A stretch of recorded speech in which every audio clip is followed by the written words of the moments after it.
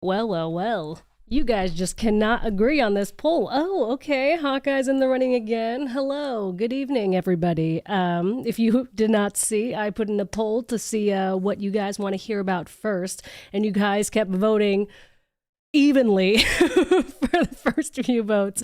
But now it looks like Hawkeye has taken the lead. It was between them and, oh, all right, Arcane has gone up. I guess Hawkeye wins the race. Okay, unless anyone else wants to put in their vote. You got 10 seconds. 10, 9. Everyone say hello to the cut on my forehead. Hey, everybody. That was from whacking my head on the edge of a table super hard yesterday, like ridiculously hard because I'm just a little out of it from being sick. And yeah, hurt real bad. And it's still kind of open, so I don't want to put makeup on it, but then I feel like putting a band-aid on it was even more obvious, so we're just gonna go with this. Let's just go with this. Okay. So, hi everyone. Let's get this might be a really, really long stream. I'm gonna kind of feel it out like as we're going through it because I got a lot to say about all of them. So if it starts getting into like really long, I might just like cut it off and then you know, pick up this other content maybe in another stream. But yeah, y'all keep voting. We'll see. But I'm gonna start with Hawkeye because Hawkeye is the clear front runner. Okay. So I can't quite recall which episode I left off on, but I think I'm pretty sure I left off on episode 3, if I'm not mistaken. So I hadn't talked about like the last, because there was only 6 episodes. So I think I didn't talk about the last few. But so now we can kind of talk about Hawkeye as a whole, talk about it as an entire piece of work and just how I felt about the entire season in general. And as an entire season in general, I didn't love it, but there were moments I really enjoyed. Like I liked it, but I don't know. I feel like it just like didn't really stand out enough on its own to be something that I'll ever kind of like come back to or something that I'll talk about.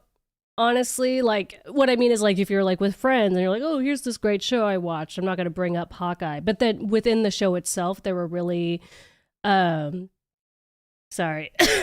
Oh, wait. Sorry to just like cough right into the mic again. Gonna be coughing a lot again this stream. Sorry about it. But there are still moments that I really enjoyed within the show itself. But yeah. Where do I start? I guess we can kind of start with just the season. No. I'll start by talking a little bit about like what was good about the show and maybe then we'll kind of go into what went wrong. Hold on, let me move this over.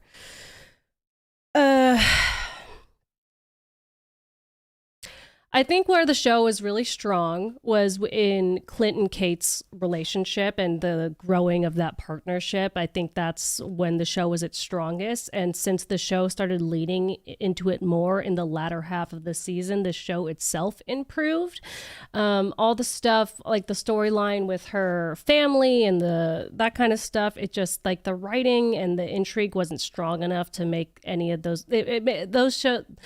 Those moments really seem to like kind of like drag the show down or make it like a little clunky because I felt like the show was so committed to being this over the top, lighthearted Christmas special that everything that else that it was trying to do kind of really suffered. It was just like a really weird vibe to me. But yeah, I really liked when it kind of just focused on Clint, focused on Kate, because I mean, I really love Haley Stanfield. Like, I mean, we're going to be talking about her again when I talk about Arcane, but like, there really is nothing this bitch can't do. Like, she can do action sequences, she can act her ass off, she can do voice acting, she can sing. Like, this bitch could literally do everything. She's done like every kind of movie. She's such a superstar. It was smart to snab her, for the next phase of the MCU, although this bitch seems like really down to do cool material. Like she's always signing on a super dope project. So, I'm sure she was kind of like at the top of the list, but they were very smart to nab her for the next phase of the MCU. As for her like introduction to the MCU, it was just okay, unfortunately. I think the moments, and it also kind of sucked that I felt like sometimes the show wasn't as focused on Clint, like on Hawkeye, because when it focused on him, those were the moments that I liked the most. Oh, and by the way, if you guys don't know the name of the game here, this is like spoiler talk for everything. So like, but the finale was a while ago. This is all like very late spoiler talk. So yeah, with the program. But like for instance, one of the things that I really liked was when Clint was talking to Echo Maya. And when they were kind of having their like final showdown, and she's like fighting him, and he's just like, "Dude, stop. Look at me. Like, we're the same." She's like, "We're not the fucking same." And he's like, "We're the same. Like, we're weapons." Okay. And like, sometimes we get pointed in the wrong direction. Sometimes we get blinded, but we're weapons. Like, let's not feed into that shit and like be our own people. That was like a really good moment. And I felt like it was in those moments that I could see kind of like the potential of the story that the show was trying to tell, but just as a whole, it didn't really execute that. Speaking of other characters, I was very happy when Yelena came in because I love her. I think she is super fantastic. I'm excited to see more of her. Kind of the same thing as Haley Stanfield. Sorry. I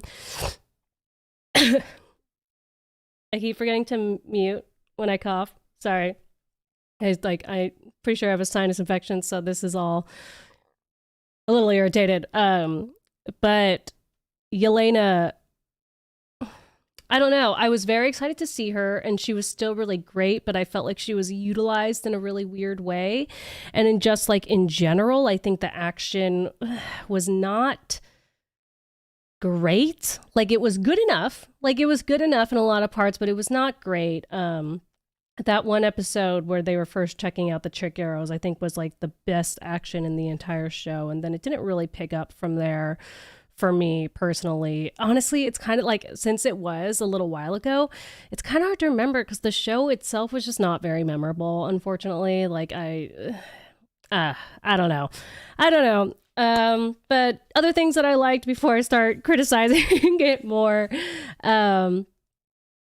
I like the reveal of his wife being Agent 19, Mockingbird. That was cool. I really liked that angle. I'm like, ooh, that makes a lot of sense. It makes a lot of sense how they met. It makes a lot of sense, like, why she would be so ride or die understanding of this lifestyle and like just understand their relationship so much more. Really loved that.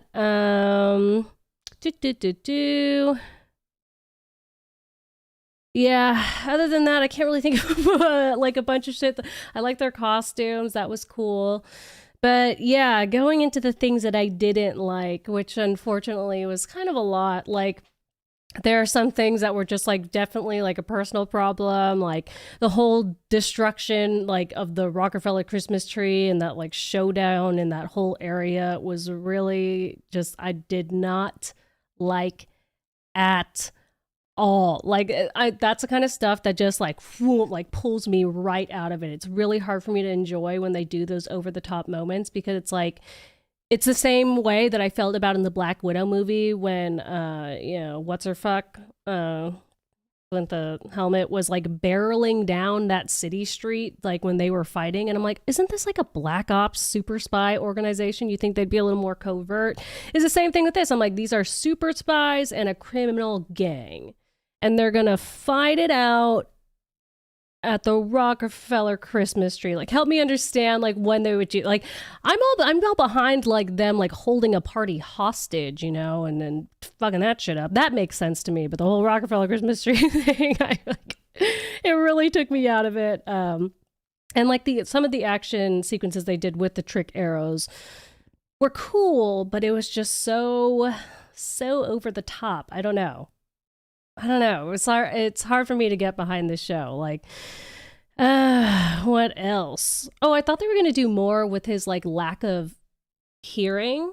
Like, I really thought that was going to have a bigger emotional or plot payoff.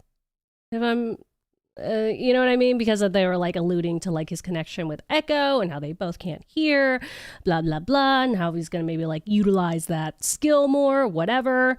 But that just didn't really happen. So again, whatever. But let's talk about the thing that everybody wants to talk about and probably wants to hear me talk about, since I hinted a little bit about it in my last stream, is the introduction of the Big Daddy himself, Mr. Kingpin. So I have a lot of feelings about it because I'm happy, but I'm also unhappy. Like, all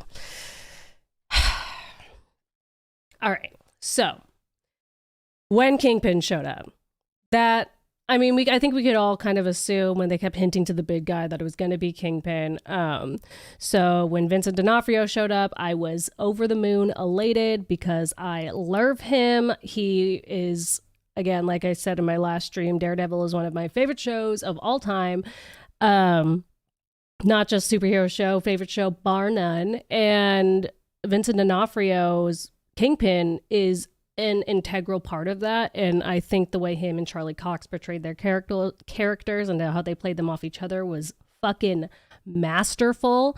So when they were thinking of folding them into the universe, if they recast them, I would have lost my shit. I would have been so upset that they didn't give these actors the opportunity to reprise their roles. I was also elated because that it further solidified that the Netflix canon, or the Netflix universe, is officially canon. Like, that is in the MCU. What happened there happened in the MCU, so that makes my heart very, very happy. But it was just kind of like, and this is literally no critique on Vincent D'Onofrio at all.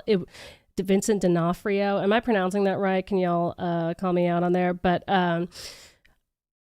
this is no critique on him at all. It was more of like, it was a weird use of him in this show. It felt very strange. I'm not gonna lie. Like I said, this show that's been weirdly committed to being this over-the-top, lighthearted, like Christmas fun time, and then to put it in the villain from one of like the darkest, grittiest, like intense, like thriller shows, and then just like to put him in this like Disney Channel Christmas special. It was just very jarring and like didn't really fit.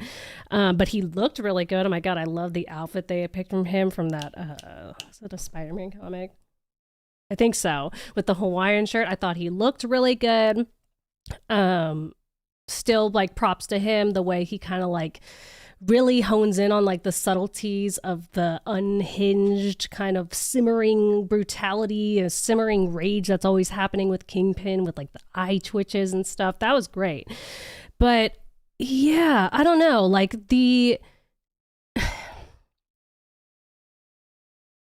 writing and the direction was not strong enough and not creative enough to handle a boss like Vincent D'Onofrio's Kingpin. Like, I felt like it kind of really did it dirty or like underutilized him, which is, it's hard because it's like, if the plan is to like make Kingpin this mainstay villain that interacts with a lot of superheroes like he does in the comics, like they're gonna have to find a way to fit him into all these different franchises and all these different projects with different tones.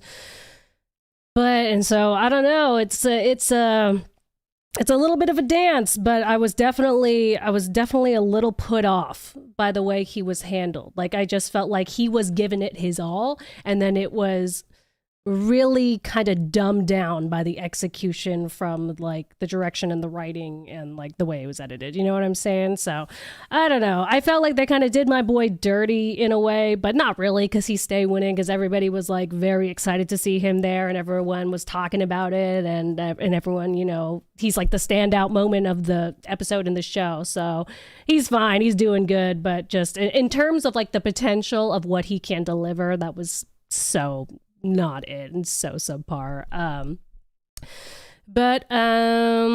Yeah, like then there's like the action scene with him and Kate.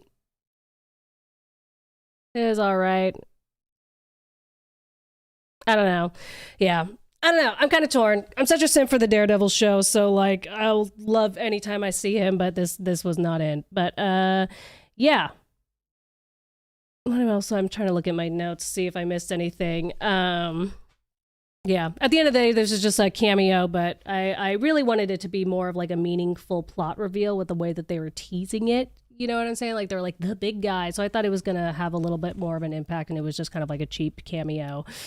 But yeah, that's it. And if they fucking kill him, if he's dead, I'm gonna lose it. I'm gonna fucking lose it. If this is, I know that it's like very, very likely that he's not dead because he like died off screen and you know all that jazz. That I really don't think they would do that. I really don't think they would do that. But if they did, I will lose my fucking shit. I just can't. I would be irate. Like, I fucking rate if they killed him off this way. But anyways, that's my thoughts on Hawkeye. If you guys have any questions about it, you can or if you want me to bring up anything that I've missed, leave it in the chat, leave a super chat.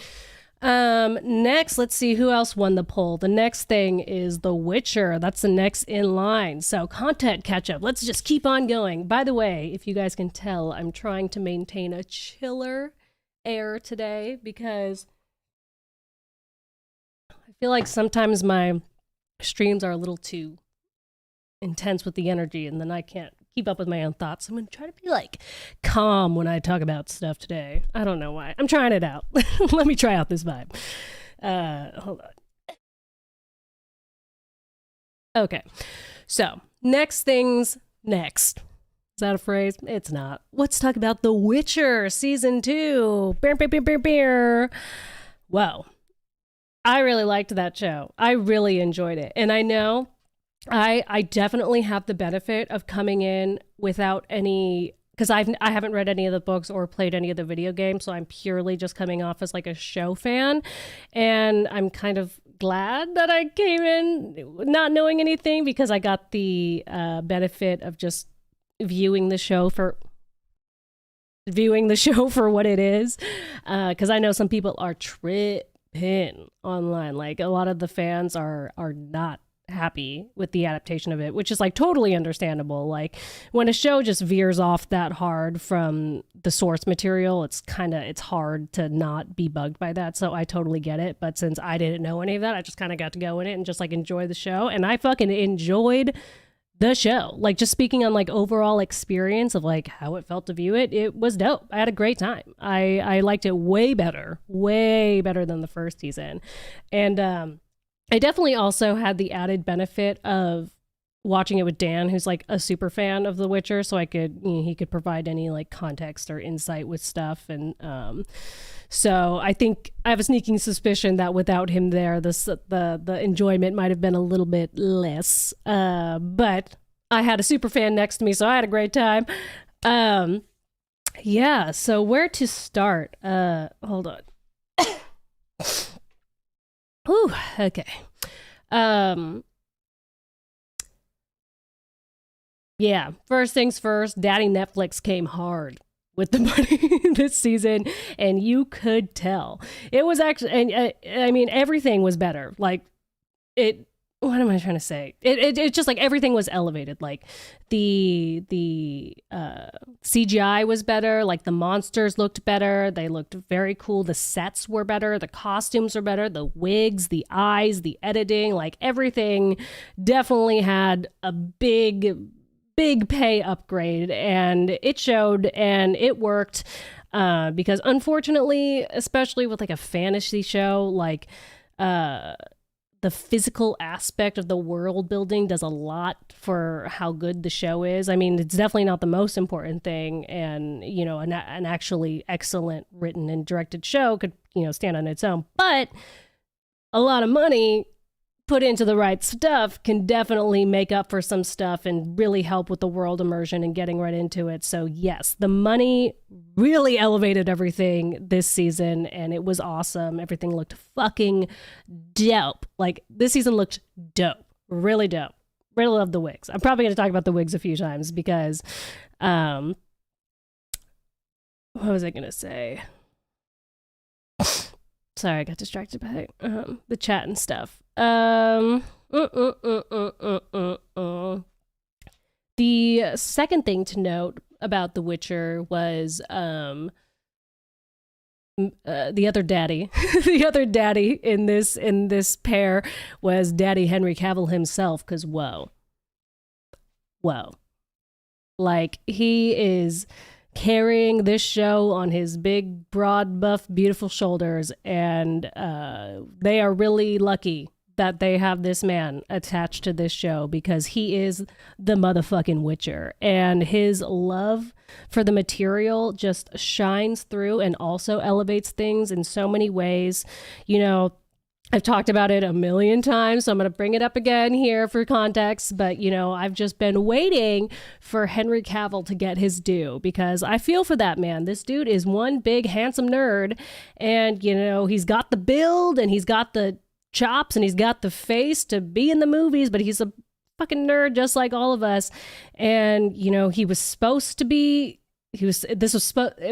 happen for him with Superman. Like I said, he looks like he was crafted in a lab to be Superman, but he just got a really shitty hand and it didn't work out in the way that it was. Like, he was a good Superman, but like, because those movies didn't do as well, it's like, I don't think it immortalizes him in the way that he could have been. And then when The Witcher season 1 came out, I was like, just give this dude a successful nerdy franchise that really just solidifies him in nerd, like, iconic history. And like, season 1 was good, but it wasn't enough to do it. And I feel like with this season though, like, he is finally immortalized in nerd history, because he knocked this out of the park, like, truly and honestly. And, you know, the fact that he loves The Witcher so much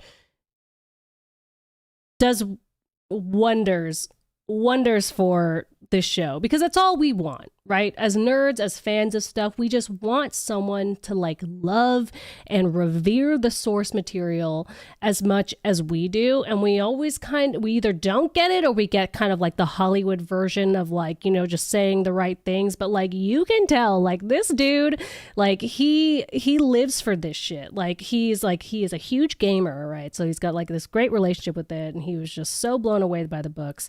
And the attention to detail that he then brings to Geralt because of that is just, it's impeccable. And like Dan was saying, the voice that he did for it was like perfect. And I watched this interview of Henry Cavill that just like made me feel like this so much more. Like, I was just like, oh God, protect this man at all costs. Like, because it was so goddamn cute. He was like talking about how, you know, when he was trying to do the voice, like, he wanted to like he didn't want to like just like carbon copy like the voice actor who did the Witcher's voice, and he didn't want to feel like he was ripping him off, but he wanted to like play homage and like do something similar. I'm like, God, thank you for thinking of shit like that. He's talking about how he's like reading these books on a plane, and he like couldn't get off the plane because he couldn't put him down. And like, all these people talk about how he's like the encyclopedia on set, that he's just like always constantly trying to like bring back to like the source material. Like, he'll improvise a line from the books because he's just like trying to get that shit in, and he's always trying to like go back to it. So like just bless this man and bless everything that he's done for The Witcher. Love him. And I also, one of the things that I liked from that interview too is like, even just talking about the look, like, because he was talking about how then they did like the first reveal of The Witcher on Twitter, and like people were kind of like clowning on like the wig and stuff like that, and they like took that and they listened, and then like and shout out to this chick, God, I wish I remembered her name, is it like Julia or something, who does all the wigs on the show. He's like, she spent just like months just like working that wig, because like they're very expensive and they're very valuable, and just like working at making it perfect.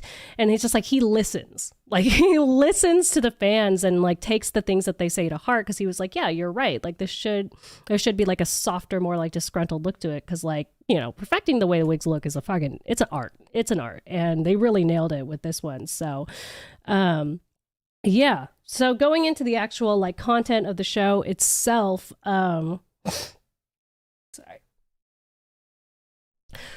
The first episode started off very, very strong. And so that was another thing. So it's like that, when you're coming into a show, you know, it shouldn't be that like the first episode is like what matters most, but it does, dude. Like, the first episode matters. And the first episode was I think it was the strongest of the entire season, in my opinion. Like, it was fucking incredible. Like, because it was, I know also that it was like based off one of the stories from the books. So, again, I don't know, but I'm just kind of basing off like what Dan told me and stuff. But, yeah, with a franchise like this that has like a very Monster of the Week feel to it, this was the perfect Monster of the Week story. Like, this is exactly what I want because I have complained in the past in other streams when other shows try to do this Monster of the Week thing, and then it just kind of feels very boring, or it doesn't feel like you're connected to any of the characters because they're like switching behind all these random ass storylines. But like, you can do Monster of the Week in a very, very pointed and very intentional way if it's rich, right? The story has to be rich. Like, not only does the story have to be interesting and complex and cool and entertaining, like, it also has to build into the greater narrative and like feed into the like the larger plot of the show. And this episode did that in spades. It was like this creepy like Beauty and the Beast, take on it. And the dude who I forget his name, the guy who plays Tormund, which I totally called when he was in his makeup. I was like, I feel like that's Tormund, or maybe what is it? Yes, it was Tormund. I called it, but yeah, like, it was just the perfect it was the perfect mixture of like funny, but like it just like felt like the perfect Witcher vibe, because it mixed in the elements of like horror and creepy and like intense action very, very well. Like, there were a lot of moments where I was like, oh my god, and then a lot of moments where I was like, what does this mean, what's gonna happen? Like, and Dan was like, just watch, it's gonna be fun, because it was like frightening and it was emotional. And it just like built up the lore, and it built up the rest of the world, and it also kind of set up the like Ciri and Geralt for like the rest of the story that they're going to do in the show. And that a story is done right when you're like, you can't like, you're switching up your like emotional allegiance. You know what I mean? Like, when you find out that like chick is like feeding on him or whatever, I'm like, oh, come on, man. Like, why can't you just like eat his blood? He can't die. Like, that seems like work out good for him. Where I was like, oh, okay, yeah. She's like straight murdering every innocent person in the town. Dub. And they know about it. Dub. Okay, never mind. Okay, she's got to go. And then, he whatever turns back. I'm like, well, at least he got some love. Poor guy. He's this curse, he got to love someone for a little bit. Oh, okay, yeah. Oh, rapist. Dub. He's a real monster. Got it. Like, it was just like very well done. And I just really, really enjoyed it. And it kind of set the tone for the rest of the show. I really love a good like surrogate parent child story, like a good, a la Wolverine and Kitty. So Geralt and Ciri were very cute. I loved their whole relationship. I thought it was kind of built at a nice pace, very well done. It didn't feel like immediately they were just like, they love each other now, get behind it. Like, they actually like really took the time to kind of like build their relationship and have them like get to know each other, even though they had this, mystical bond, if you will. What other characters? I actually really like the actress they picked for Ciri. She's fucking awesome. I can't wait to see what else she does. She's got a great look. That wig, also great. Yen. I wish there was a little more of Yen. I'm not gonna lie. I feel like I saw some people were pretty pissed about the interpretation of Yen, which I get, because she's supposed to be really, really important. She's also supposed to, be really integral in like the relationships between Ciri and Geralt. And she's also just like, I feel like people are saying that like her powers weren't like represented clear, like as they should be. And also like her importance and just like her character as a person, but just, coming in from someone who doesn't know all that. I love this actress and I love Yen's character in the show. Like, my actual gripe is that she just wasn't around more. Like, because every time she's around, I like what's going on better because she's there. Like, I like the way Fringilla acted when she was around her. I like the way Geralt acted and Yathgir, like all these like Ciri, like I just liked all these moments when she was in the story. So I wish that they would have focused on her a little bit more. And yeah, I mean, and same with like there was just a lot of characters I feel like they could have spent a little more time with in exchange for a lot of like the elf and political intrigue world building, because there were definitely some parts in this show like that really dragged it down, really slowed it down, made it really clunky. And I get it, you know, they're trying to build out the greater world and the greater lore as a whole, but then it would just kind of like take away from like the heart and soul of the show and your connection to these characters, and they would just kind of get too big and too yeah, I felt like they kind of were losing that thread in the middle of it. But I, in the same way, I wish there was more Yen. I feel like they unfortunately took too long of a time to get to Jaskier and Geralt. That was another part that I felt like was a weird choice, because again, their chemistry and their relationship is also a high point of the show and a strength of the show, and I think something they should have played into perhaps a little bit more. But I did like the way that they handled their relationship this season. In that Henry Cavill interview, he was talking about how he really pushed for the interpretation of Geralt to be a little more thoughtful this season. They're like, I get it, you know, I think what he said, he's like, you know, it's easy to paint him as kind of like, you know, the disgruntled, you know, burly snowman, but like what he is, he's like, he's an intellectual, like he's been alive for a billion fucking years, like he knows shit and he's got shit to say and he's got, you know, complex relationships with his people. So I didn't want him just like grunting and, you know, making these offhand comics. I wanted to actually have these like deeper connections and things to say with people, and that shined through in the show. And like I liked the way that they the sharp contrast of Jaskier and Geralt felt a little more endearing this time around, and I really enjoyed it. And I felt like I wish there would have been a little more of it, along with a lot of other things.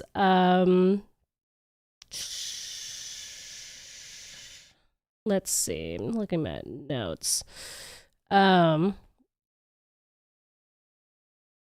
Yeah, just talking about like some people I saw were like really pissed with the portrayal of Eskel, which is that guy who turns into the big tree and gets killed because he's apparently like he's not like a super important character, but he is a character of notoriety within like the books and the games, and it was handled really weird. And I guess, and I, as a viewer who didn't know, I kind of totally agree, because I didn't know that he was even someone whose name I should remember.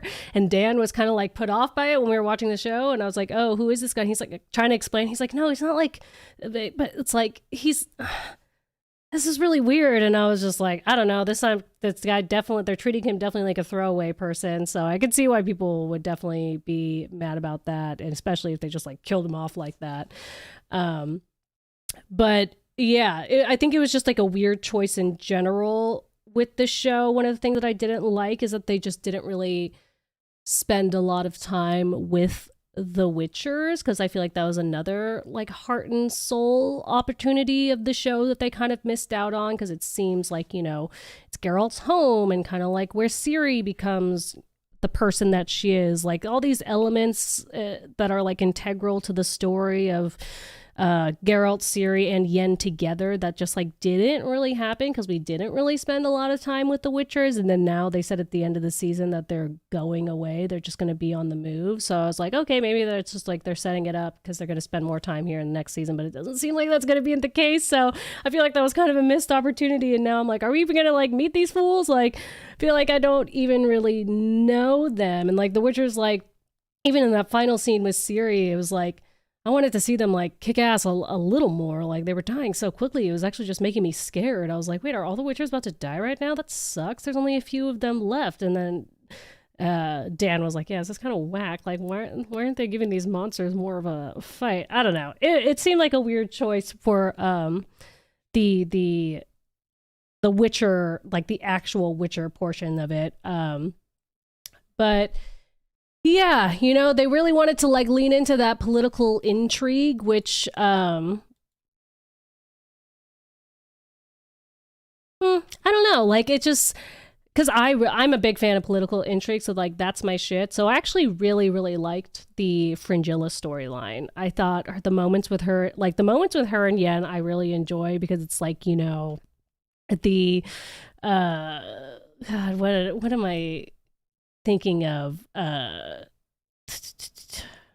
He's just like kind of like the unbridled arrogance of like someone who's gifted, in contrast with just like the indignant like disgruntled nature of someone who like works their ass off to get it, and like, you know, is a capable person but just does not have the gifts. I love that relationship. I loved Fringilla's whole, you know, her whole thing with the Baba Yaga of like trying to like, you know, reconcile her tensions that she has with Yen, where Yen just is like always like fucking clowning on her based on like her experience with how she's been treated by the Magic Council. I can't remember their names off the top of my head. And then like based on like the reality of the life experience and her like what's happening with her power grabs. Like I just thought it was so interesting. I really, really liked it. She's probably dead now, but you know, I really enjoyed the Fringilla story. It was like one of the parts I liked the most. So I really, really like that. Let's see. What else do I want to talk about? The ending was super cool. Yeah. I really like, I don't know why I feel like I started that sentence really weird. I actually really like the ending. So I didn't know, how many times am I going to say since I didn't know anything? Since I didn't know anything, that ending was a huge twist for me. It was set up very, very well. I was like, oh shit, no way, like no fucking way. And got me very hyped for like all the prequels and the third season. Like I really cool, really well done. I have to talk about this before I stop talking about The Witcher. And though, Dan, if you're watching, I'm sorry, but he hated that I kept bringing this up. But in terms of like just the character design and the wigs and all stuff, I thought it was all so beautiful and so cool. Like I kept pointing everything out where I was just like, ooh, that guy looks dope. Ooh, look at that robe.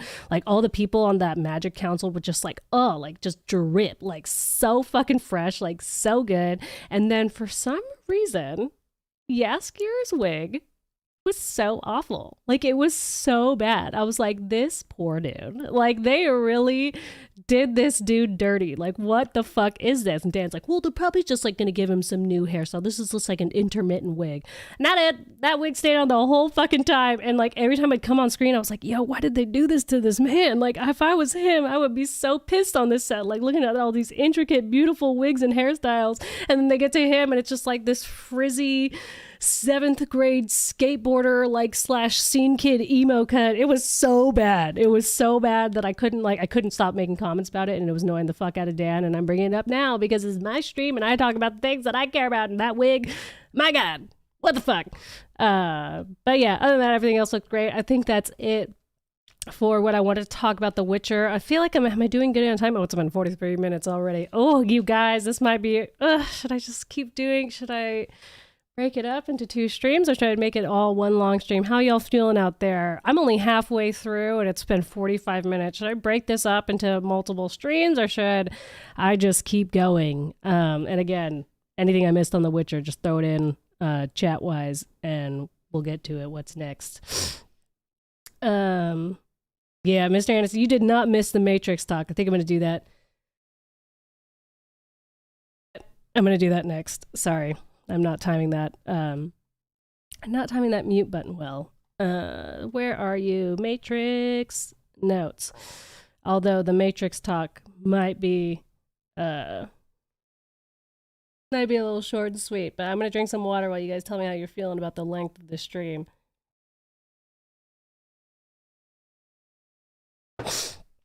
Okay. Yeah. Okay, I got one person who said keep going, so I'm just going to take that. Because nobody else answered, so I'm just going to keep going. Let's talk about The Matrix Resurrections. This one actually will probably go pretty fast. But does everyone here watch Matrix Resurrections? Because what the fuck? Because what the fuck, you guys? Like, I'm not gonna lie, it's like hard for me to even remember what happened in that movie because it feels like a fucked up fever dream. Like, what the fuck was that? And and this is coming from someone who to say that I love The Matrix is an understatement. I am a fucking simp super fan. It was one of the first things that I really, really loved. I've told this story, but I'm gonna bring it again. Tell it again for context. It was one of the, me, my brother and sister. When you have two siblings, you got to share a TV a lot. And The Matrix was one of those movies that we agreed on. And so when it's one of the few movies that we all agree on, you best believe we watched the fuck out of that movie. Like we would just, like my mom had this like little VCR player in the minivan and we would just watch The Matrix. We just had it and we just watch it every single day. Like I fucking love The Matrix. Like I love The Matrix. And, this was it really sucked, man. Like it really sucked for me personally. I'm sorry if that hurts some people's feelings, but it was really hard for me to watch. It wasn't like hard for me to watch. Like I wasn't like pissed. Like it wasn't so bad that I was pissed. Okay, we'll go there. It wasn't so bad that I was pissed while I was watching it, but it was so bad that I was fucking confused the entire time I was watching. Like I kept pausing it and like looking over at Dan. I'd be like, "Wait, I think I missed. Did I understand that correctly? Like, what is going on?" He's like, "It doesn't make sense, Daryn. It's because it doesn't make sense. So we just have to watch the movie and like figure it out because I don't fucking know either." And I was like, "Yeah." Like we just kept looking at each other like, "What? Like, are we crazy? Like, is this what's..." So that was a lot of the experience watching Matrix Resurrections, is feeling like I'm an idiot for not understanding and then realizing like, no, the movie's the idiot. It's not me. It's not me. It's the fucking movie. But yeah, it is one of those movies that has no business existing and doesn't know what the fuck it's doing existing. You know what I mean? Like when you can tell when a movie doesn't even know what it's supposed to be about. Like the movie's like, "Oh, hopefully I'll figure it out along the way," or hopefully it just looks pretty enough that you'll forget about it. Like this movie had no idea what the fuck it was trying to say, what the fuck it was trying to do. It was just chaos. Like it was self-indulgent, bare minimum in terms of like story, just awful. Like it was just it was giving me hard The Force Awakens vibes, but like a million times worse. Like, you know how like I talked about this on my last stream, like that when you can tell when there isn't a good idea and it's just a money grab, and that there is no real reason and no real point this movie is trying to make or story this movie is trying to tell. They're just trying to get the money or grab at the nostalgia or whatever.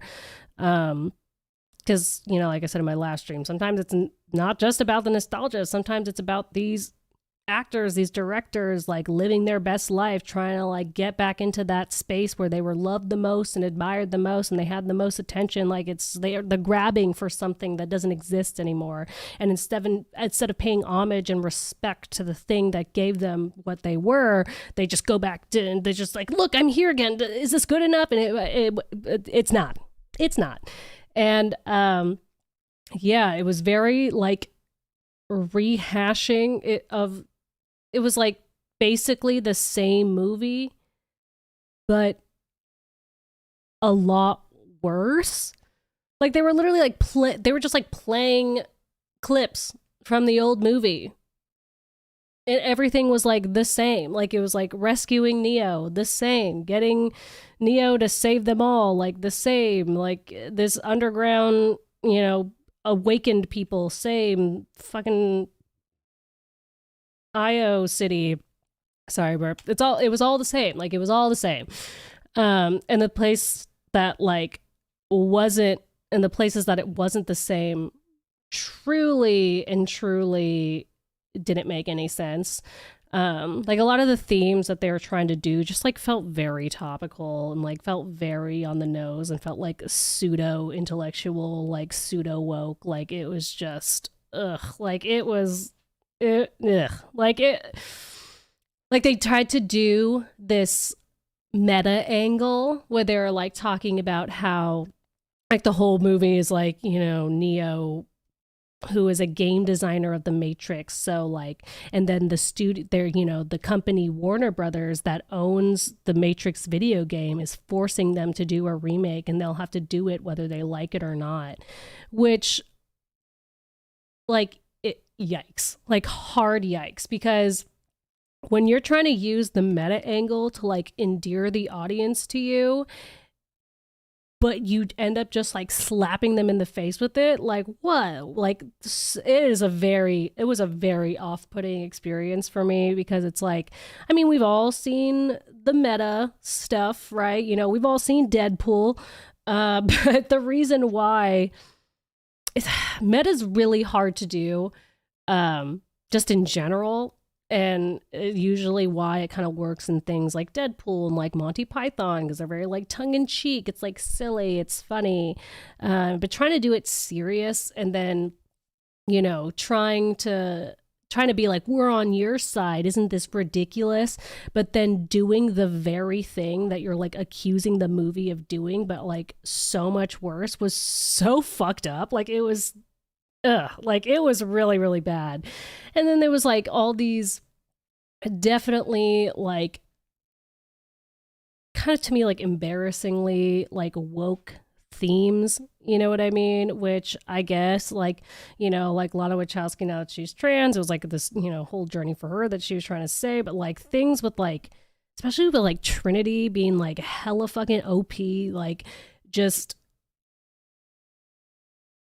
and I've talked about this before a lot in terms of just like pseudo feminism, where they just like make the woman as strong as the man, or they give the woman all masculine traits and they're like, great, we did it, we fixed feminism, we made like a female Ghostbusters, like, aren't you guys so excited? It's like, I'm fucking not. Like, I don't need Trinity to have the same powers as the One to make her an important and impactful character to me, or to tell me that she's like an integral part of like the Matrix storyline and the Matrix lore. Like, I know that already. Like, she doesn't need those powers. That's not what like feminism is to me. Like, it's not having the same things as a man and then like being and then feeling equal. It's about highlighting how the femininity balances out the masculine, and how the femininity can provide things that the masculine can't, and that's how they build each other up. And like there was a little bit of that in the movie where they're like, you know, if you combine the feminine and the masculine, you get the fucking whatever the fuck. But it was just like not good enough. Like it was just not good enough. And it was, yeah, it really sucked, because you know, I think there's a little bit of an unfairness when you play the comparison game, but in this situation, you just got it's hard not to. Like, it's really hard not to, because you kind of have to like you have to look at why the first Matrix was as good as it was, good as it is. Still, I mean, I still think it's a fucking awesome movie, but you know, a lot of what made the Matrix so good was context, right? Because like when it came out, it was a very trailblazing piece of work in 1999, like in terms of like ideas, aesthetics, style, action. Like it was a very groundbreaking, trailblazing movie. And that's a lot of the dazzling factor that made it what it was. But aside from that, you know, it had a very like individual and like unique style, and the action was like incredible. They hired this like incredible fight choreographer that I'm pretty sure actually went on to go direct John Wick, if I'm not mistaken. You guys can look that up and tell me when I'm wrong. But and then there's all these like Easter eggs and like symbolic imagery that are like layered in. And it's just like all of that was missing in this movie, because you can't just rely on the things that made the first movie great, especially when a lot of them have to do with what you have to do with context. Like, you need a good idea. And like, all this shows is that like,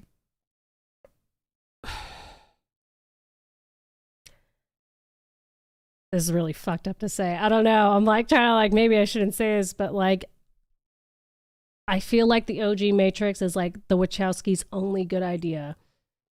And instead of trying to like, you know, beat that dead horse and put their name on it, they should have just done the smart thing and like handed it off to somebody else.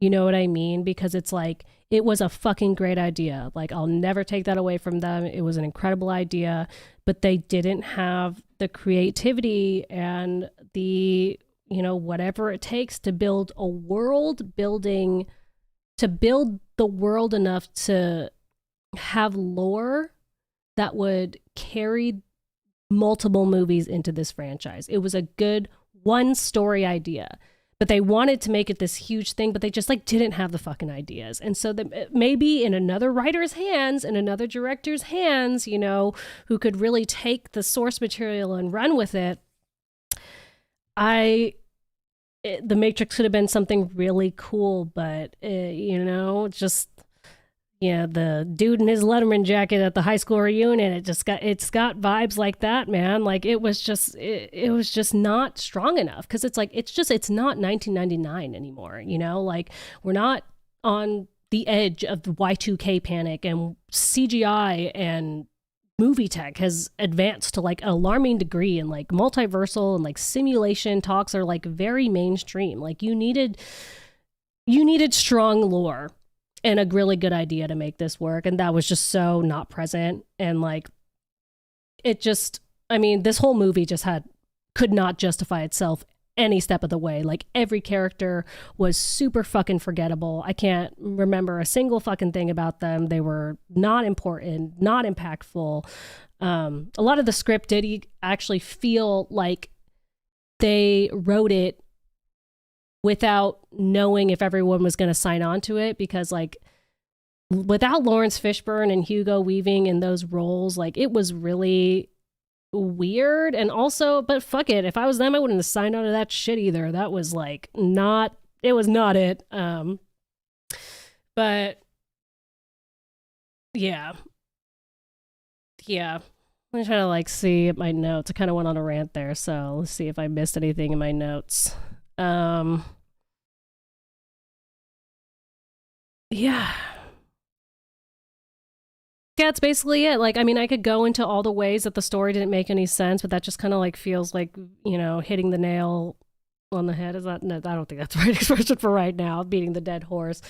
Because I mean, I think we can all like realize that like literally nothing made sense. The Morpheus stuff didn't make sense. Like, the redundancies didn't make sense. The program, like the Neil Patrick Harris character, like didn't make sense. The fact that like him and Agent Smith didn't make sense. It was just like, I don't know. And even the way that they did the fight choreography was really bad, which I'm like confused. It was giving me very like Han Solo and The Force Awakens vibes, you know, when they were just like making this old ass man like run down all these corridors. I'm like, yo, let this dude sit down. Like, stop making Harrison Ford do action scenes. This is like painful to watch. Like, he's old now. Like, let him be. But they made him run down this shit, and it looked so fucking weird. And I kind of felt like a little bit about my boy Keanu, which I did not think would be possible. But he's in his 50s, bro. Like, he's an old dude. And it just, they were lacking that like speed and like ingenuity of the Matrices. Of course, he's like in his fucking 20s, no shit. But like, I don't know, like, he kicks ass in those John Wick movies. So like, I don't know what's going on with it, but it was really, really bad, and I really didn't like it. Some parts looked really cool. Carrie-Anne Moss is hot. Keanu's hot. That's it. Like, that's all I gotta say about it. Again, if I miss anything about the Matrix, you guys can throw it in the chat. But I think that's it for my Matrix talk. Whew. Yeah, I tried not to be. It does kind of make me angry. I got a little more angry talking about it now, because I guess I actually haven't really spent the time to really, really talk about it since I've seen it, but it does actually kind of piss me off. Now that I'm talking about it, it does piss me off. Uh-oh. Yeah, I'm pissed. Poor Keanu, poor Carrie.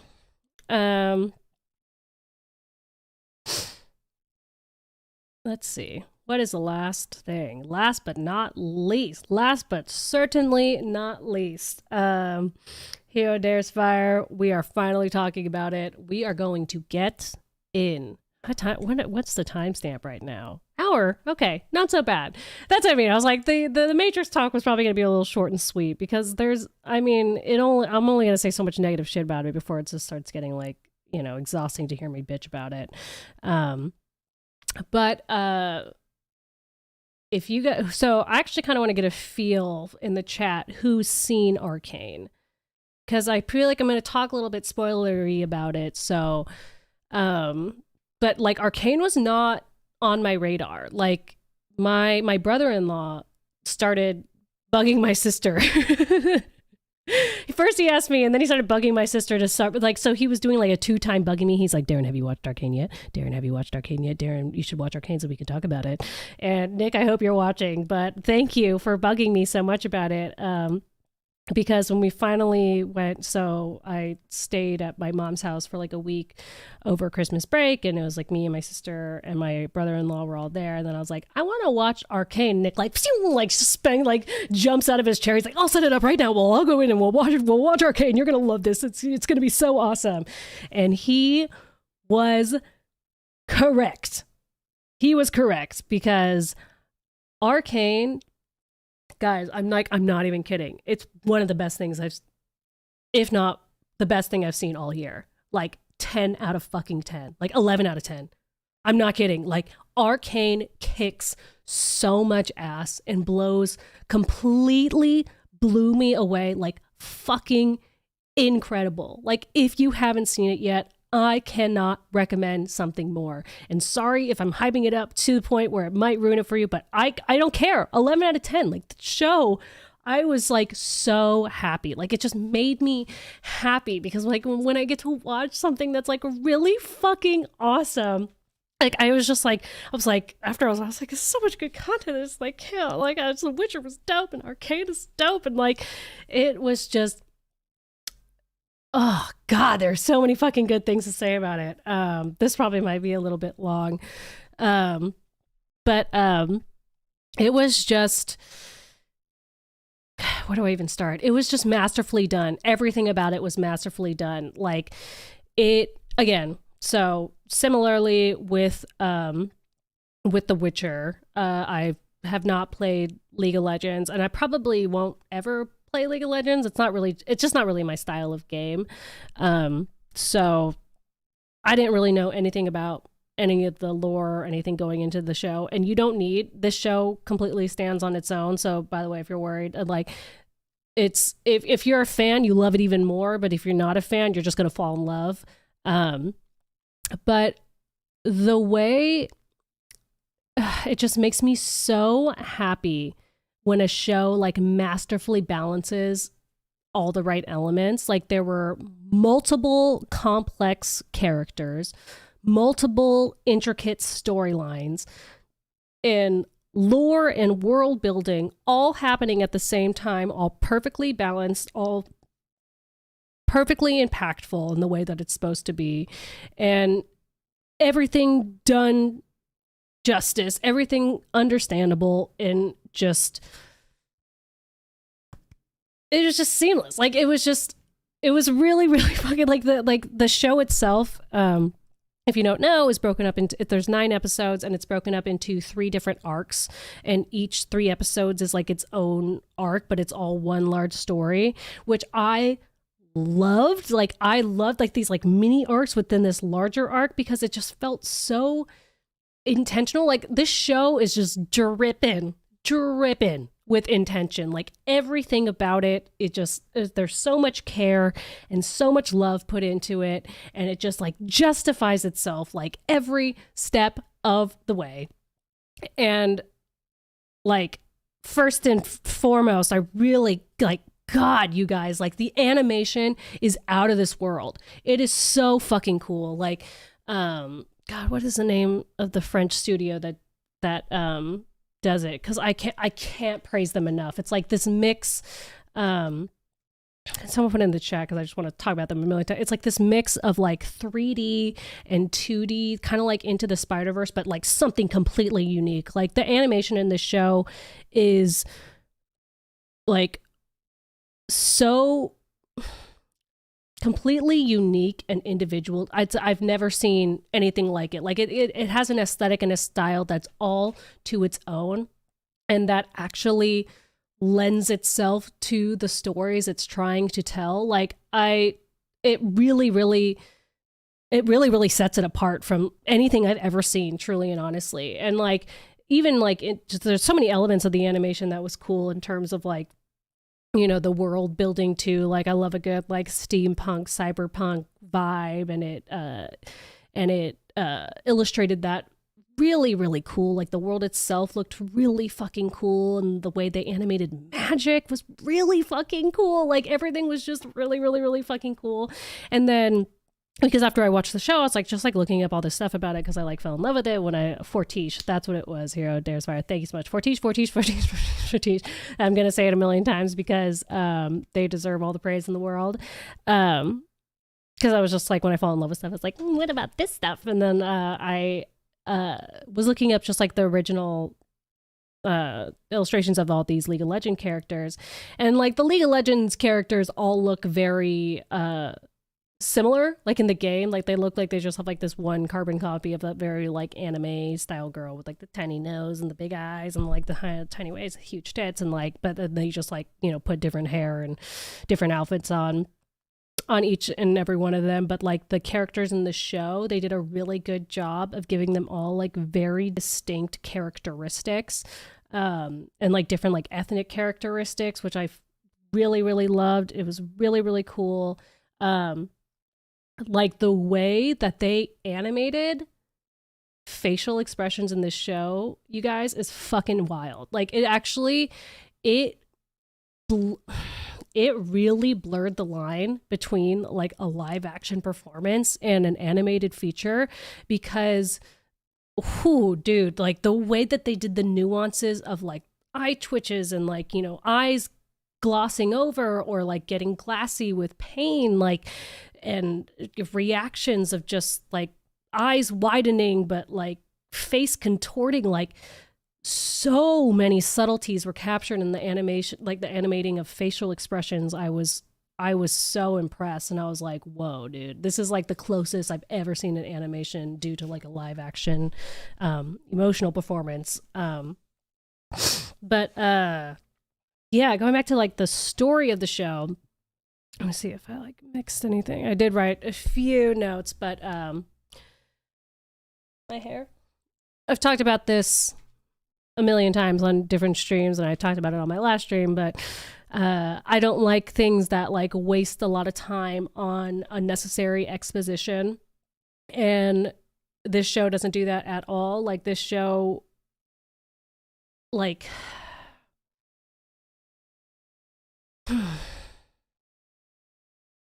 this show is like immersive and sensical right off the bat, if that makes sense. Like from like the minute it starts, like things just make sense, and the lore building starts getting incredibly complex, but all intentional. Am I making sense right now? Basically trying to say that it doesn't waste any time on any, and like everything feels exactly where it's supposed to be. And actually animation in this regard, really, like what you can do with animation as a medium is vast, and one of those things is kind of like not having to do a lot of like exposition-y shit, world building shit that you might have to do in a live action. Like it can really be just kind of made like more succinct. Sorry. Okay, you know how I said I was going to be chill, and then I started talking about Arcane, and now I'm like losing my train of thought because I'm like thinking so fast. But yeah, it's able to be made more succinct by the opportunities that the visual medium of animation has, which was really, really cool. But what did I say? Yes, it relies on like,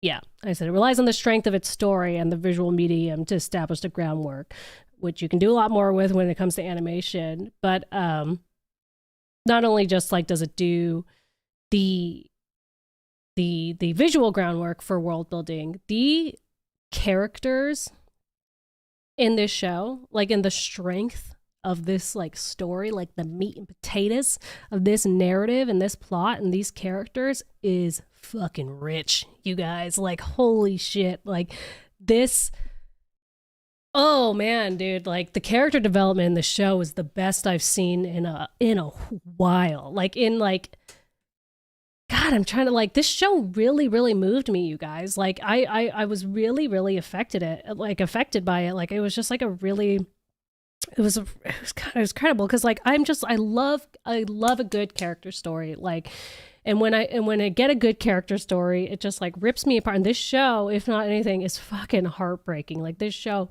breaks your goddamn heart. Like it was one of those shows that I was exclaiming out loud at and like going like, oh my God, even though I was like alone. Like, and usually like you physical like out loud reactions like that are like happen when you're with other people, but like I was like watching the last few episodes alone and I was just like holding my head and stuff like that. But like the exposition of the characters are done really well. Someone who also does this really well is Joss Whedon. Things like, you know, and like Buffy or, you know, in the first Avengers, like he's really good at creating like really impactful character moments with like very little dialogue. And Arcane does this really, really, really well. Like it establishes the relationships with these characters, like between each other, who they are as people, how they interact with their setting, how they interact with their world, very succinctly, very clean, but hard. Like it hits really, really, really hard. So the moments where it breaks your heart or it, you know, turns on its head or something crazy happens, like it feels fucking crazy because you're just like in it. And like, you know, coming into because again, I didn't like know anything about this show or anything about the characters. Like I didn't know that Powder was going to become Jinx after the first story arc. Sorry, spoiler alert if you guys didn't get the chance, it's gonna be spoilers. But that like when the episode ended, I was like, did I just watch a villain origin story? And my sister and her husband were like, yeah. And I was like, fuck, I'm sad. And then it just got so much sadder. It got so much sadder. But one of the things that I also like in terms of just like in characters and the character arcs is they all had very individual and complex journeys that really, really paid off and really, really connected to the viewer. Because like even, so one of the really strong things about the show too was the political intrigue. And I was just talking about how much I love I love political intrigue. And the political intrigue in this show is just like, wow, like chef's kiss. Like, kind of watching the slow, like inevitable corruption of, is his name Marcus? I think his name's Marcus, this, you know, brilliant scientist who invents this technology that, you know, inevitably starts being, people get greedy and want to use for ill-gotten, what am I trying to say? Oh my God. Just trying to use for shitty things. Oh God, I'm getting to, hold on, pause. They really did a good job of taking a story as old as time and giving it a fresh and impactful, sorry, I'm using that word again, feel to it. Because yeah, you have this like brilliant scientist who invents this incredible technology that elevates him to a status that he, you know, is unprepared for, doesn't know what to do, handles in and you're just watching him handle in all these ways that you're just like, no, but like, oh, but like, oh, like it is like you're just like you're being wrenched in all these different ways, watching his journey as he's trying to like figure his shit out, and then his partner is going through this the other side of being exposed to all this technology. Like they're both taking their knowledge and getting corrupted like in different ways, and then you have like the political intrigue of like was it Hermdinger, the little creature dude, of just, you know, this council of people that some of them are not, they're not bad people, like they're not malicious, they don't mean to do harm, but when you are so disconnected from the people that you serve and the people that you're not serving, like there is an inevitable disenfranchisement and how you take advantage of these people that you don't know anything about, and just kind of like his journey with that. What's that chick? Is her name Mel? Oh my God. Okay, wait, guys, side note. The Mel character is like so beautiful. Like if I was a little teenager, that would be my sexual awakening. Like I can't stop thinking about it. Like I have never seen a character animated so beautifully. Like she's so beautiful. It's like upsetting. Like it's oh my God. Like I immediately looked up I forget what her full name is. Cosplays. Because I was like, I just want to see beautiful women in real life doing that. Like she's so beautiful. And that's not the only good thing about her. I'm a feminist. Her beauty isn't the most important thing. We just needed to talk about it for a second, because it's important to me how beautiful she is. But her character was so fucking interesting. With the whole like Varys Littlefinger vibe, where you're like, what is this chick's deal? Like, what is her end game? And you just like never know what to think about her because she's always surprising you. And like, oh man, like it was just so dude, it was so cool. Like I could talk about all the characters forever. Should I talk about the characters, or should I just kind of talk about the show itself? I think maybe I'll I'll continue talking about the show itself. But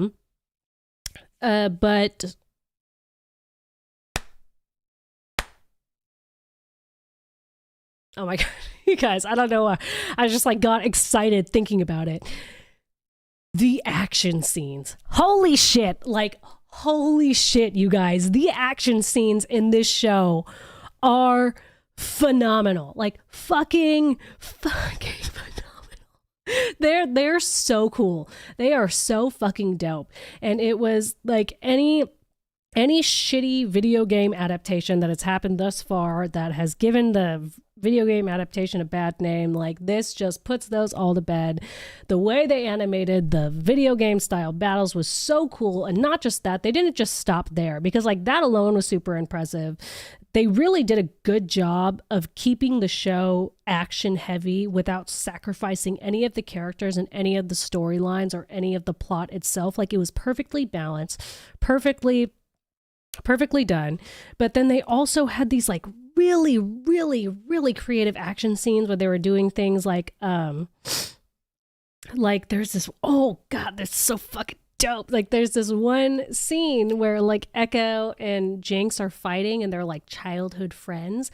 So they interpose like in the fight. You saw these like kind of like 2D-ish animations of them as children play fighting each other on top of them fighting each other.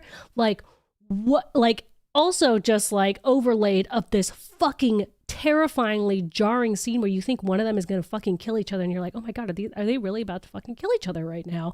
Well, they're just like, oh my God, like it was so dope. Like it was so fucking dope. Like the action scenes in this show are out of this world. Like just beautiful. Like fucking this whole show, I can't praise it enough. I really can't I can't explain it enough. I can't praise it enough. But I'm kind of going all over the place, but maybe you know what? I'll finish talking about the characters because I think that's going to rein it in. I'm sorry, you guys. The show makes me so excited. I can't like keep my shit together. going back to what I said earlier about the way that they really seamlessly established all these relationships with the characters with each other very easily, but also develop them very, very interesting, and it got really fucking deep. And it is a show I'm going to watch a million fucking times over, so I can just notice every nuance and everything and every little subtlety in it. But the whole relationship between like Vi and Jinx was like fucking me up, dude, because like, and me and my sister talked about this before, because like my sister and I, whenever we watch things about sisters, we get like really emotional about it. Like, okay, don't laugh, but like when we saw Frozen in the theaters, we ended up like just hugging each other and sobbing at the end of the movie, being like, I would like go on a journey to like find you and like save you, and like like we always do that when we watch sister stuff. And like the whole Jinx and Vi thing is so like, oh my god, like I just kept crying like watching the show, because I was like looking at them, I was like, is she gonna stay crazy forever? And they're like, yeah. And I was like, ah! Like I was like, there's no saving her, like she's just crazy. Like it was making me so sad that she was crazy and that their relationship was like tainted now. It was so tragic. And like the way that the tension that they created, because like, what's his name? They're like their surrogate dad. They established the intensity of that bond very well, very quickly in just like 3 episodes.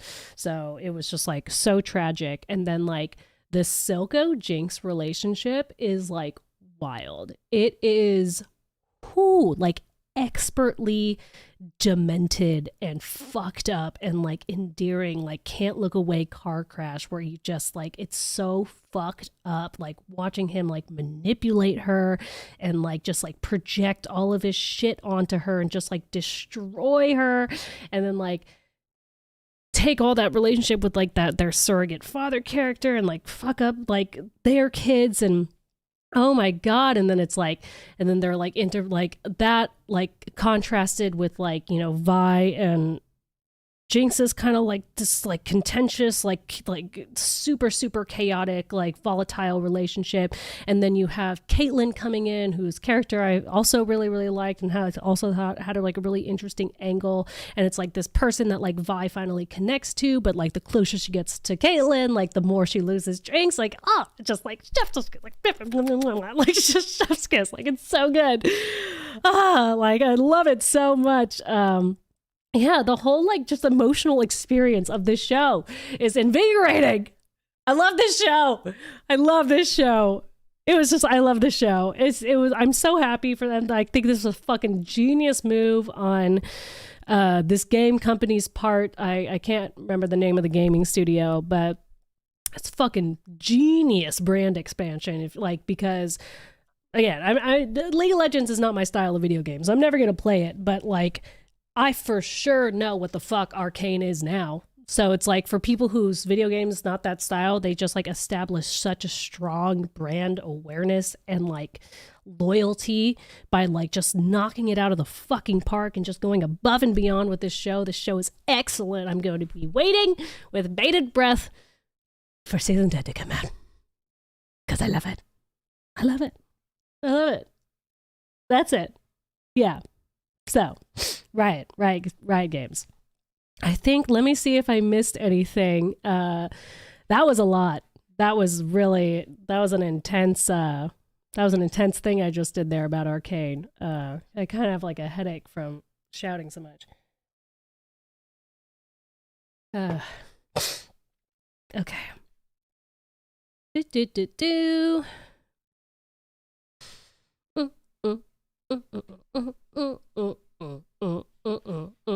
Okay.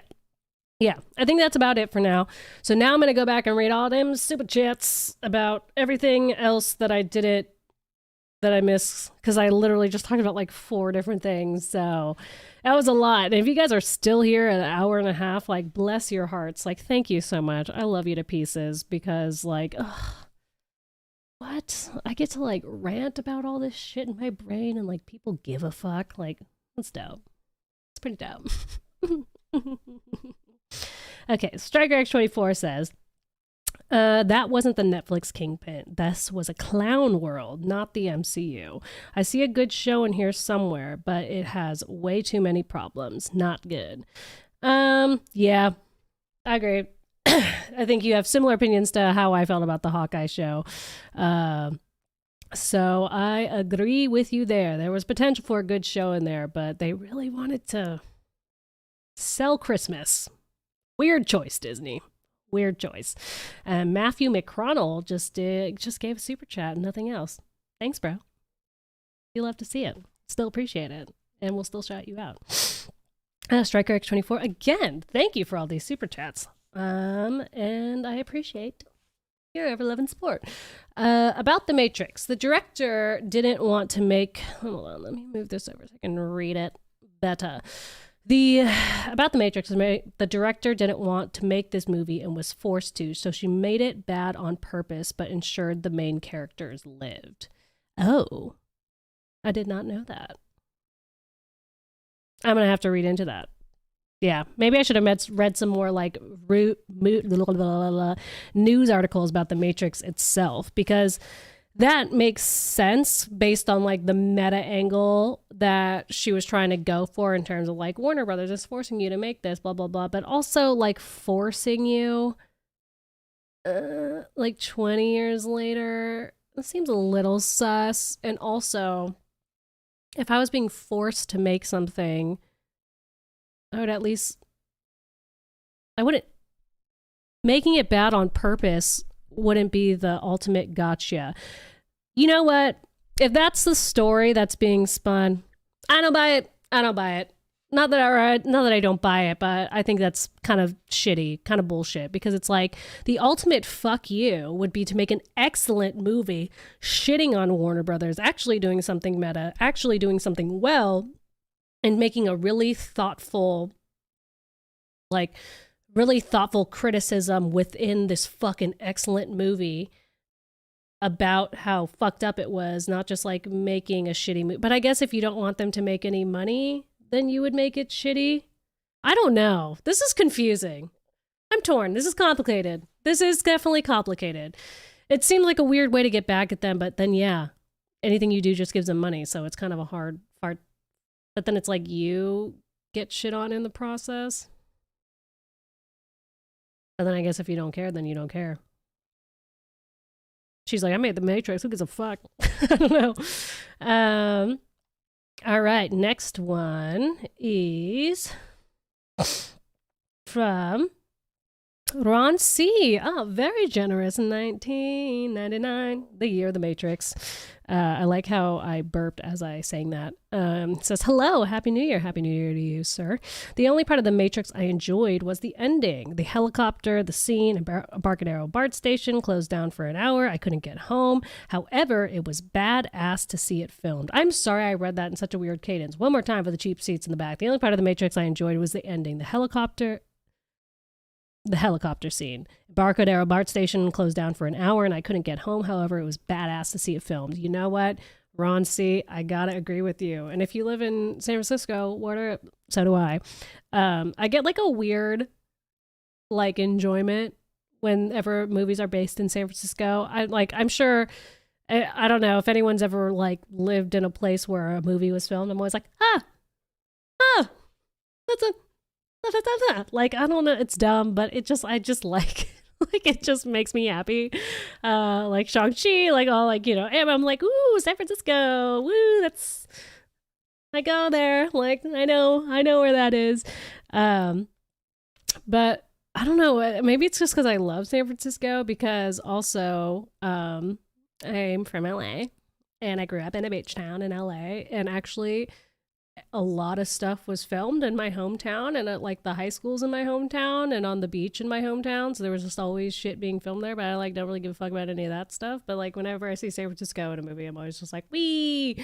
But yeah, it was fucking badass to see all that shit going down. My friend actually worked as like a set medic for it and would tell me about the stuff they were doing. And I was like, please let me come. Please let me come. Kim, fuck you. Why did you? Why didn't you give me more cigarettes? But he said that like the filming of it was fucking crazy and the stunts that they were doing were wild. So it's like, it breaks my heart because Carrie and Keanu, they are that bitch. They go above and beyond, and I love them for that. And I wanted this movie to be awesome. I fucking wanted this movie to be awesome so hard, but it just wasn't. Striker X24 again, hi, thank you, says it's clear as day Jinx was inspired by the Joker. Oh, 100%. 100%. The way that they animated her. Oh, thank you for reminding me of this. This is something I wanted to talk about. The way that they animated her mental delusion was really, really cool and really interesting and fucking creepy and terrifying and perfect. But the voice actors also voice acted that very, very well. And I was very, very, very, very happy when I saw that, because like when I first started watching the show, I'm like, oh my God, who's like voicing all this? Like, it's like, I kind of recognize Haley Stanfield because I'm like, this bitch is in everything. Like, this bitch is really killing it. Like, I love her so much. Like, she always signs on to the coolest shit. But I was so happy when I saw that the rest of the cast was not just celebrities. They were like real, legit voice actors because like, I'm such a nerd, such a simp for like the voice acting talent. Like I think it's so awesome. I have like a huge amount of like respect and like reverence for it.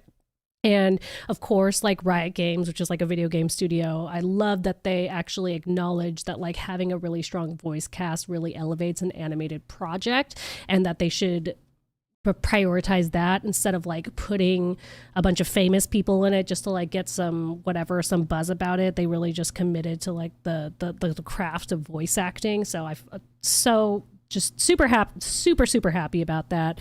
Although Haley Stanfield, she's a voice actor now. Like she's one of them. Good for her. Ron C again. Hello. Thank you, Striker, for Ron C. You guys are. Thank you. I appreciate this. I'm having a lot of fun tonight. One more thing I enjoyed about Matrix's coffee scene, two characters getting to know each other. You don't see that in action films anymore. Interesting. Yeah, there weren't...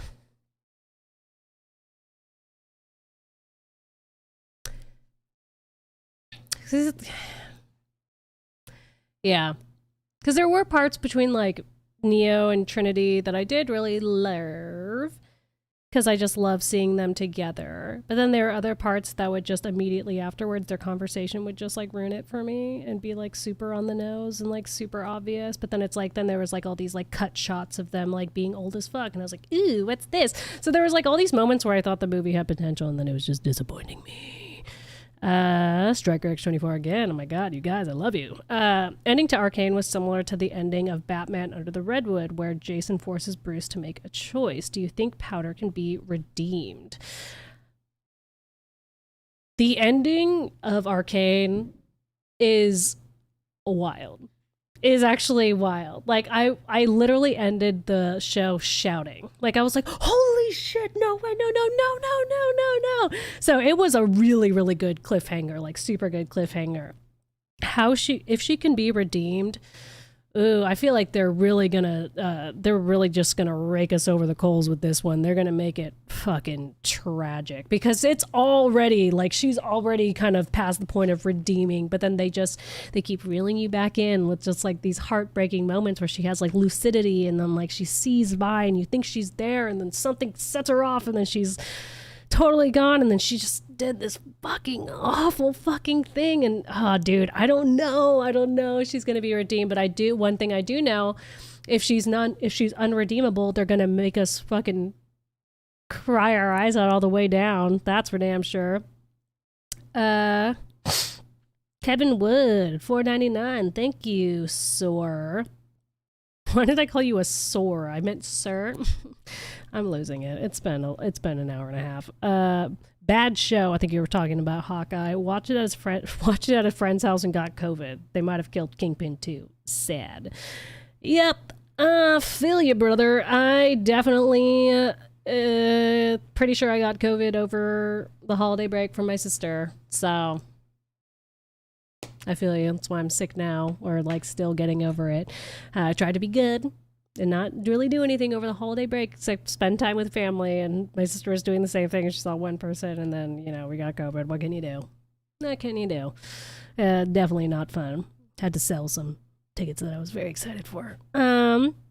Warrior Monk 199 says one get season 2 of one. I'm sorry, Warrior Monk, I don't understand what that means. One get season 2 of one. Invisible or Arcane. Oh, are you trying to say if I could get season 2 of one, would I choose Invincible or Arcane? If I translated that correctly, I'm amazing. Why would you do this to me? Why would you make me make this choice? I hate that. I hate that question. I hate it. Don't make me choose. Why would I? That makes me so sad. If I only got one season 2, Invincible or Arcane.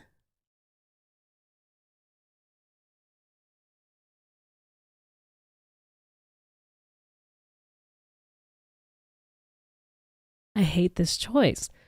I think I'm gonna have to say Arcane because of the animation. Oh, that hurt to say. Because Invincible was like my other favorite thing that I saw this year. Was that this year? Time is a Vortex. But they're very like on par in like my admiration for them. Like I fucking loved Invincible, so that hurts. I don't want to choose between those two. Stop it. Don't make me choose. I hated that. $4.99 from Kevin Wood. Again, thank you. Oh my God, double super chat. SF movies are awesome. Best experiences was watching Milk at the Castro Theater. Yes. SF has a very, there's a reason why I've stayed here for like 12 years, is that it just has it has a vibe to it. It has this, I don't want to get too, crazy about SF, but there's just like, there's an aliveness to SF. Like the city has a soul that it's beautiful. Striker X24, one more, says, if I shot her girlfriend, do you think Jinx would revert? Oh, like, do you think if actually, like, because like the whole jealousy of Caitlyn, like, was one of the things that really was setting off Jinx. I think it probably would for like a second, but I don't think it would have been long term, which is going to be a hard choice for Vi to make, because it's like, no one wants to see their sister like slowly decay, and like to see that like something that makes her happy like triggers her sister's insanity is just fucked. It's fucked up. It's fucked up to say the least. I don't think she would have reverted, but I think it would have been a temporary fix, but that's just not a realistic and fair choice for Vi, whose life has been incredibly unfair every step of the way. This poor woman, like, holy shit.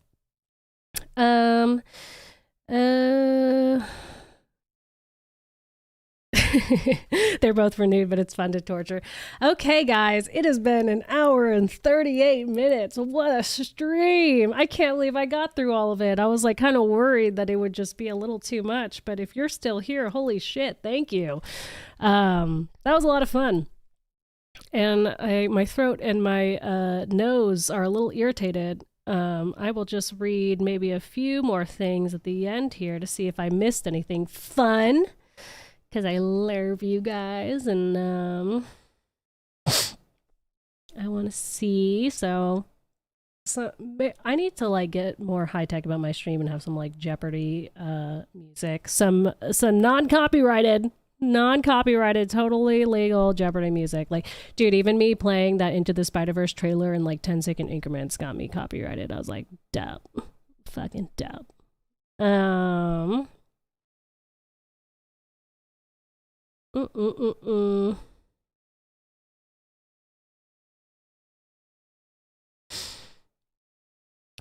Do.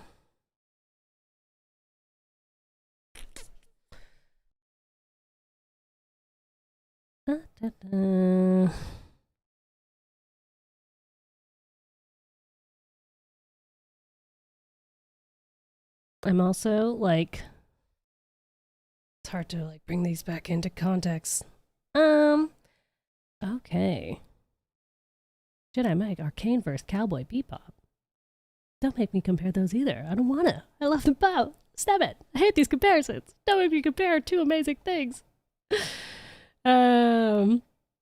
Oh, what about Boba? Yes, I'm going to save Boba for another stream. Yeah, there's a reason why I didn't include Boba in like the title or anything, because that's just like too much content for one stream. So, yeah, I think I need to call it a day. I'm starting to not feel so well. I think I need to eat some soup and lay down for a second. But thank you guys all for bearing with me. That was actually really fun for me.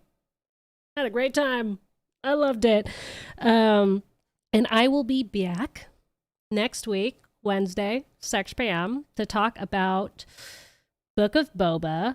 I think also, I know you guys hate it when I do this, but I also think I'm going to do my first members only stream this weekend, where I'm just going to talk about life and maybe talk about your guys' life and get to know you guys. If you have any things that you want to noodle about in terms of like choices you're making or things you're feeling about what's going on in your personal lives right now that you just want to like chit chat about for like an hour or so in a members only stream, you should let me know. And we're just going to hang out and have a good time. I'll probably do that on what? Sure, I don't have any. Probably on Sunday, because Sunday seems like the best time for everybody. Yeah. You guys are the fucking best. This was a great time. And I will see some of you this weekend and some of you next week.